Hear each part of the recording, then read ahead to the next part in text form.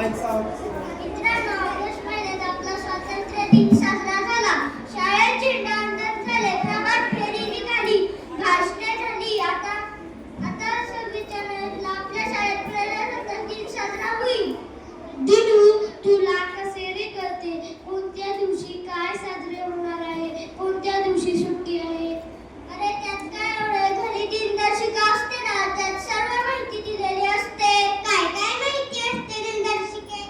दिनदर्शिकेत वर्ष, महिने, वार, सण आणि दिनांक दिलेले असतात. आणखी काय बरे असते? विविध सण, उत्सव, थोडक्यांची जयंती, पुण्यतिथी असे दिन विशेष दिलेले असतात. दिनू, तुला तर फार